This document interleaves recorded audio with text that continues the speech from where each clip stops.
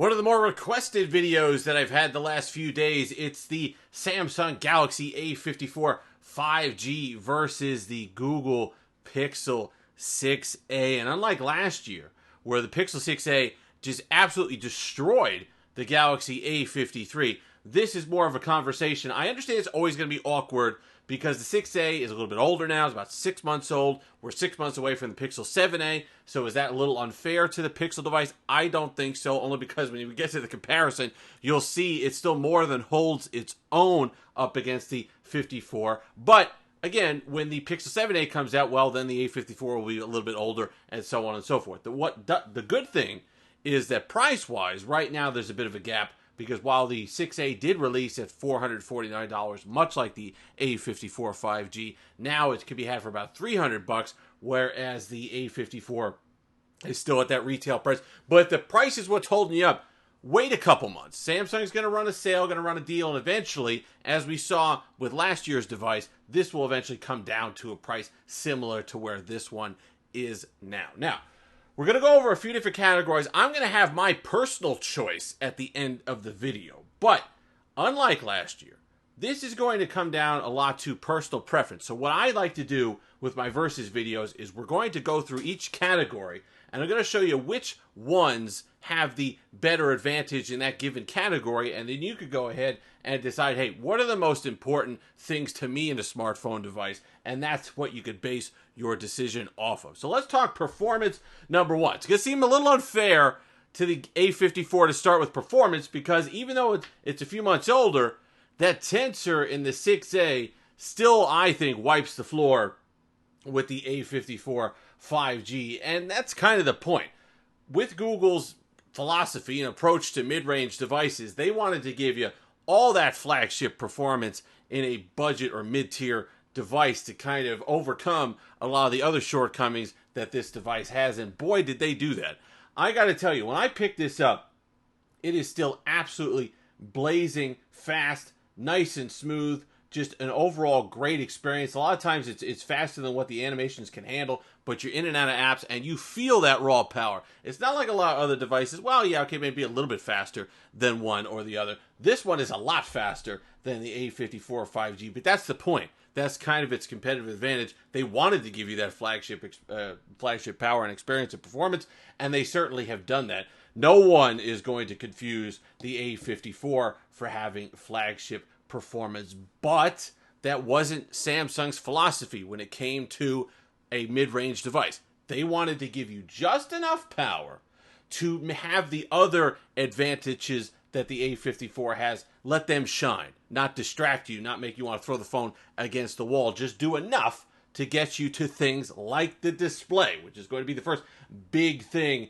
that the A54 has as its advantage. This OLED panel, 120 hertz, even though they're both 1080p, the A54's panel is significantly better, noticeably better than the one on the 6A. And I'm not talking about the hertz. The 120 hertz over here is nice. I'm not knocking the 6A's panel because of the 120 hertz. I'm talking brightness, I'm talking contrast, I'm talking color saturation, I'm talking a lot of other things. The one thing that the 6A might have going for it, and depends on your preference again, 6.1 inch display versus a 6.4 inch display. What does that mean? Results in a much smaller device. You might think, oh geez, it's only that little bit smaller. But if you put them side by side, especially if you hold them in your hand, the 6A comes off as a much smaller, more handleable device than the A54 does. And that's okay. Again, some people might want a bigger display. One of the advantages is you push on the 6A, you push in 1080p over a shorter area. It looks a little bit crisper when you're talking about text. But the A54's display, if you're somebody who buys a phone based on the display panel, and that's an important thing, you look at it and you use it 100% of the time you're using the phone, the A54 is excellent. It's not just good like last year's. It is Samsung flagship quality, color, and brightness, and all the rest of it. And you add the 120 hertz in there, it absolutely destroys the Pixel 6a's display. Now, does that make up enough for the performance? Does it even it out? That is up to you. Do you need to have that 120 hertz? Do you need to have an excellent panel? Well, then the A54 is your choice. Do you need to have that performance? Well, then the 6A is your choice. Build quality. The A54 has really stepped up its game in build quality. Gorilla Glass 5 front and back. The 6A is still sporting the plastic to kind of get it down to its price range with the flagship spec in it as far as the processor is concerned. They had to cut corners somewhere, and they did so on the build. I like the plastic build on the 6A. Doesn't feel cheap, but this, the A54, feels absolutely premium front and back. If you didn't touch that plastic frame, and it's matte plastic, it doesn't feel bad, doesn't feel like cheap plastic, but you would confuse this for a flagship quality build. Now, the glass front and back comes at a price, okay? This, the Pixel 6A, is almost over 20 grams lighter than the A54. So if you're somebody that doesn't want a heavy phone, you want a nice light phone to carry around, if that's a concern to you, if the increasing weight of these smartphones is a concern to you, then the 6A might be more enticing. But this is a nice premium feel. The build quality, the nod for me, definitely goes to the Galaxy device. Camera, will put up a couple shots, but that's going to be really subjective in what you like for a camera. I will tell you this. With the extra processing on the Pixel 6A, the camera, if you were to take, and this is the easiest way to do it, because a couple shots is not going to do it. I can show you 10 shots, it's not going to do it. Point and shoot 100 images. I think you're going to enjoy a higher percent of the images on the Google device than you are on the Samsung device. Just the overall consistency of the quality of what you get. I think that nod still absolutely goes to Google and what they do with their photography. And that makes sense, okay? Because that was one of the other selling points of the 6A. Give you a flagship quality camera experience. All the computational photography. Everything they do with these devices. And putting it on a device in this price range. And you get that. You see it. The quality in every single image you take is great. And you get that full brunt of the Google AI helping with your photos and all the goodies that come along with that, even though Magic Eraser, I know, is on other platforms and stuff like that with Google One.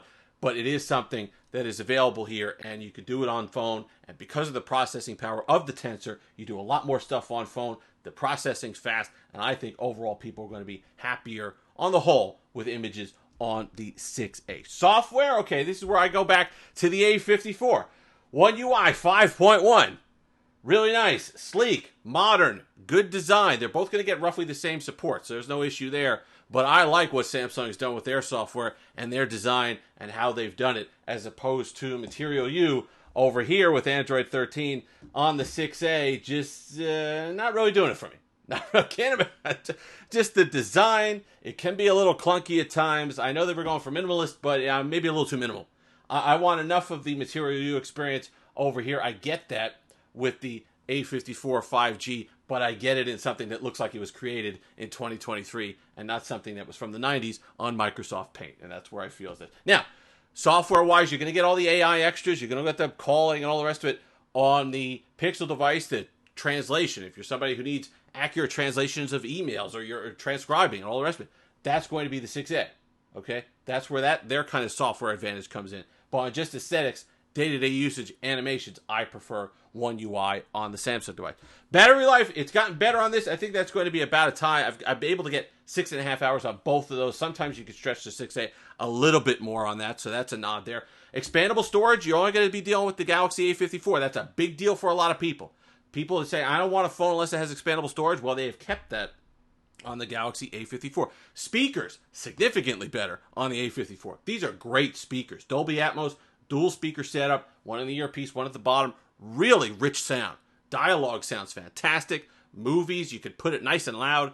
Doesn't distort. I really love the speakers on the A54, and that can be one of the weak points on the Pixel 6A. So if you're somebody who needs just great speakers, then that's the device that you're going to want to pick up. So those are the extras. Now, always keep in mind when you're talking about both of these devices that if you can wait a little bit, the Pixel 7A is right around the corner. And think about this. If you were to take this device here and add a 90 hertz display, wireless charging, which neither one of these devices has, and the Tensor 2, well, does this then beat that in your mind? Gets you closer. There's going to be a bigger performance gap. 90 hertz display, not quite what it is on the A54 5G, but gets closer. That might sway your decision as well, and it'll be the same price as this one when it comes out. But by that time, the A54 might be cheaper. Links to both of these will be in the description. Personally, I still go the 6A.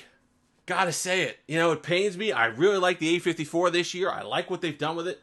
I did done a much better job. I couldn't keep my sim in the A53.